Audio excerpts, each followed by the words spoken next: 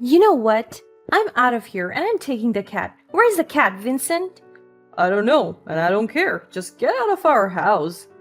Here's your stupid cat. Be an unmarried old lady with only a cat that could ever love her. You've heard him. We're over. Hi, I'm Alice, and I've always believed that life has a way of surprising us when we least expect it. As they say, it's like trying to predict a cat's next move. It's a real challenge, just like what happened to me and my husband, Vincent. It all started when I woke up one morning with excitement bubbling inside me. It was our anniversary. Vincent and I had been through so much together, and I couldn't wait to celebrate this special day.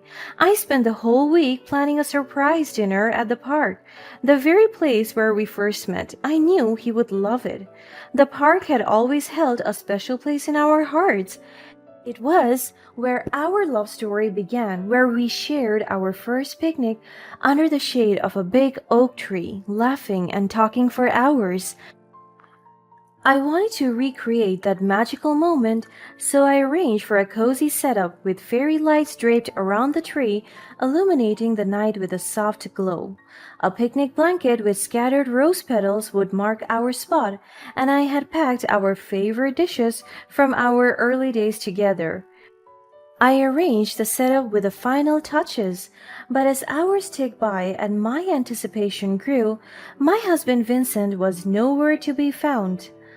Hey, maybe he's planning a surprise for me too. I tried to reassure myself, but deep down, I couldn't shake the feeling that something was wrong. Finally, after what I felt like an eternity of waiting, I decided to call him. Hey, Vinny, where are you? I thought we were meeting at the park. Oh, hey, Alice. I got caught up with some work stuff. I'm really sorry, babe. Work stuff? On our anniversary? My heart sank a little, but I tried to give him the benefit of the doubt. Okay, but please hurry. I miss you, and I can't wait to see you. Walking around the park alone, I couldn't help but recall all the memories we had created in this very spot, the laughter, the love, and the promises we made to each other. Vincent and I met here by chance, looking for a break from the hectic pace of life. I had just moved into the neighborhood and I didn't know anyone. Feeling a bit lonely, I decided to take a walk in the park, and that's when I saw him. He was sitting alone on a bench, looking lost in thought.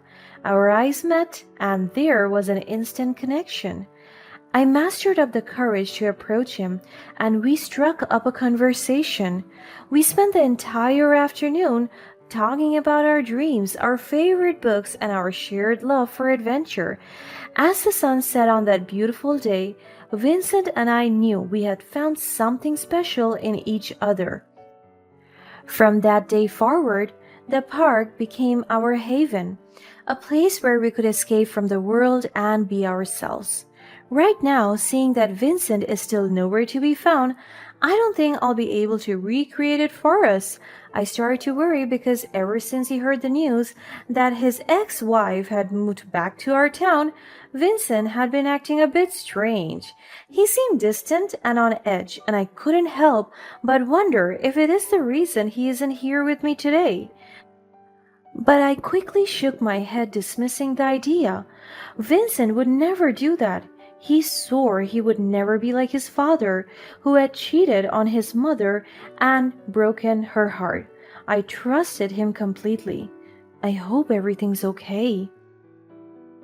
As I roamed the park, my eyes scanned the area, searching for any signs of him. Instead, I noticed a stray cat following me with curious eyes. I smiled and bent down to pet it gently. Hey there, little one, are you lost too? With a heavy heart, I sat down on the bench, still waiting for Vincent.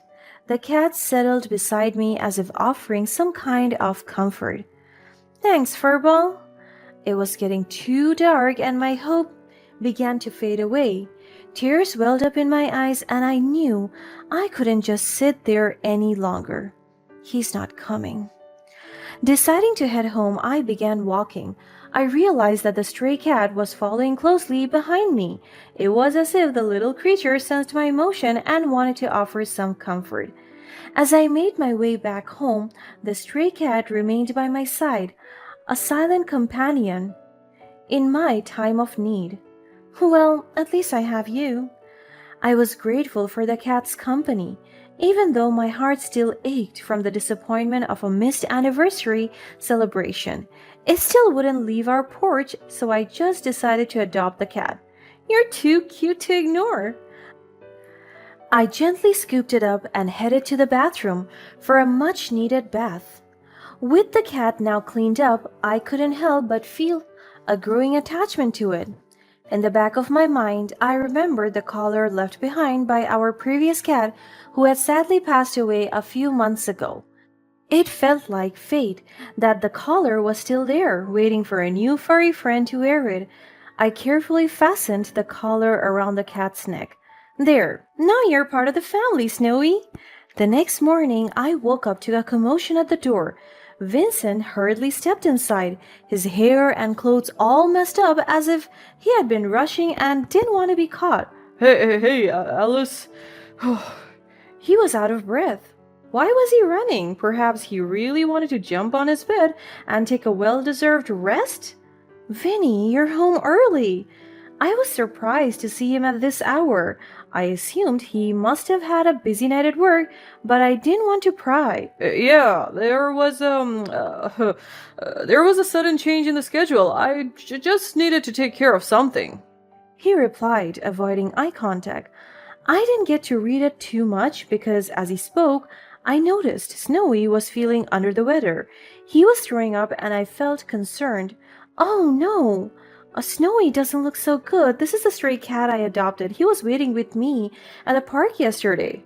Oh, yeah, I forgot about that park thing. I'll just take him to the vet instead since I don't have work today.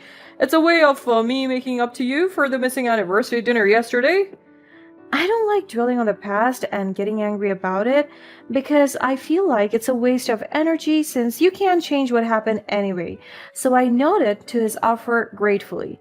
Vincent carefully picked up Snowy and headed to the vet clinic. As he left, I couldn't help but feel a pang of worry for both the cat and Vincent. I hoped everything was okay and that the vet would be able to help Snowy feel better.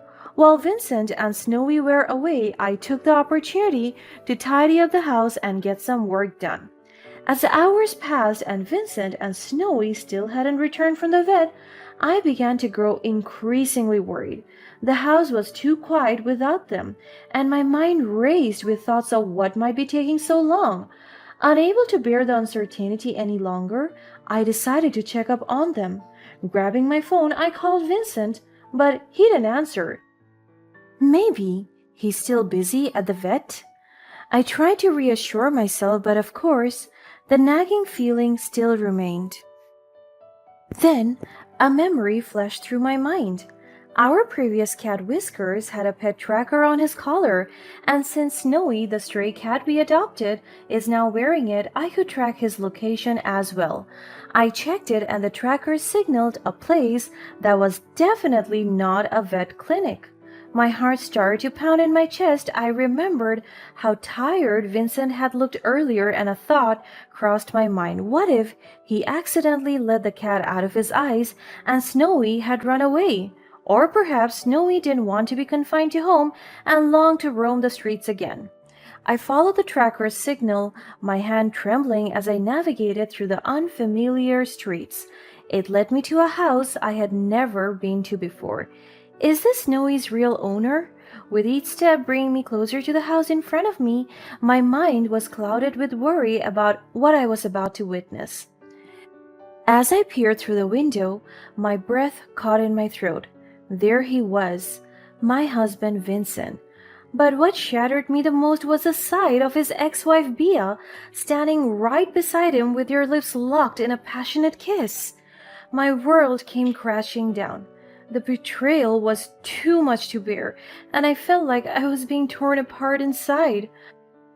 A surge of anger replaced my initial shock, and I couldn't stand there silently anymore. My emotions overflowed, and I knocked loudly on the door. My voice was shaking, but determined.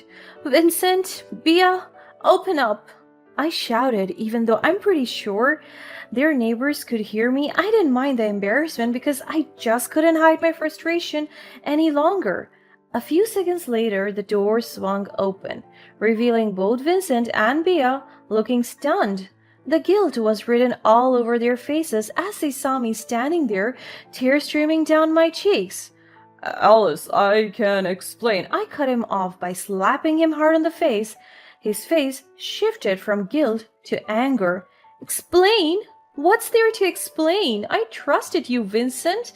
I believed in us. I even gave you the benefit of the doubt when you didn't come to the anniversary dinner I prepared for you yesterday. You threw it all away, and for what? For her? Bea tried to interject, but her mere presence simply fueled my anger. I didn't let her speak. And you knew he was married, yet you got involved with him. You both should be ashamed of yourselves. As I stood there, the aftermath of my confrontation with Vincent and Bea unfolding, I knew there was no turning back. You know what? I'm out of here, and I'm taking the cat. Where's the cat, Vincent? He glared at me, still fuming with anger from the slap. He didn't answer my question, so I asked again because I wanted to be out of there as soon as possible. Where is he, Vincent? Tell me now. I don't know, and I don't care. Just get out of our house.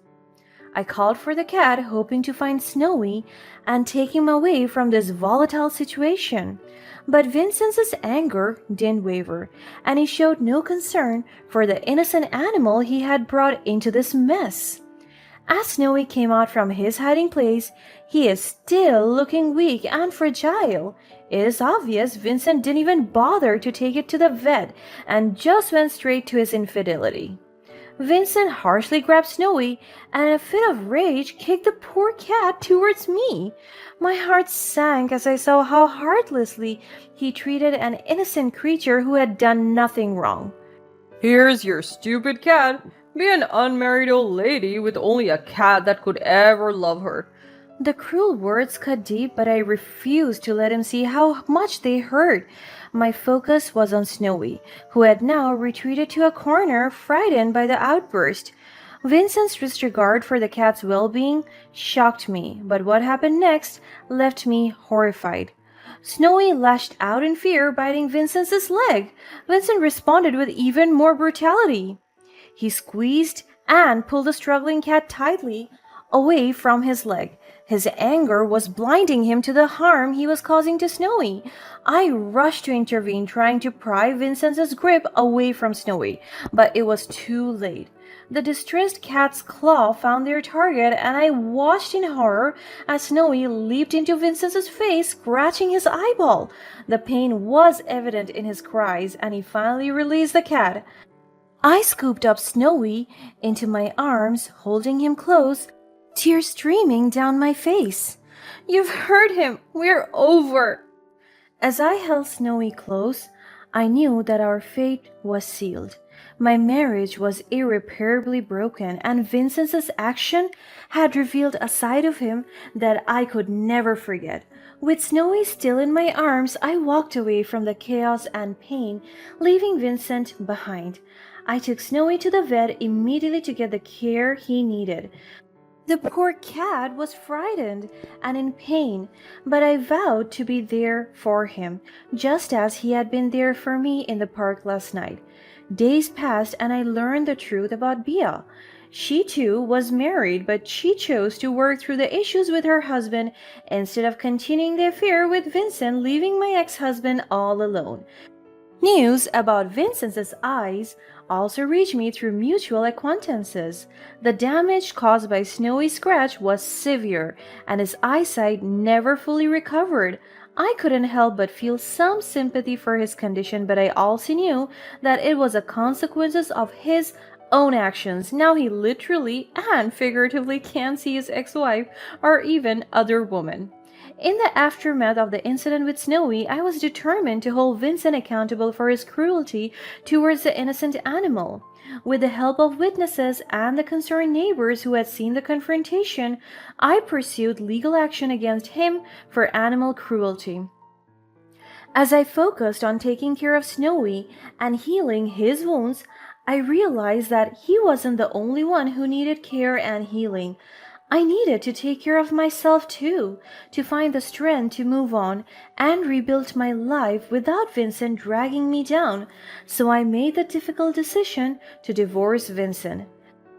In the end, Vincent's karma came back to bite him, quite literally. The consequences of his action left him in the dark, unable to see the error of his ways. I like to think Snowy gave me one of his 9 lives, as he gave me a new start in life. Thank you, Snowy.